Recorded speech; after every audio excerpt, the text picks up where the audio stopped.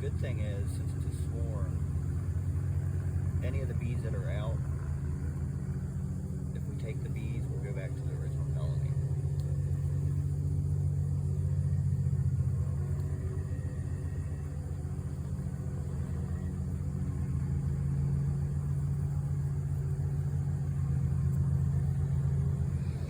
I'm glad this worm ended up being actual honeybees instead of yellow jackets. I told Dave to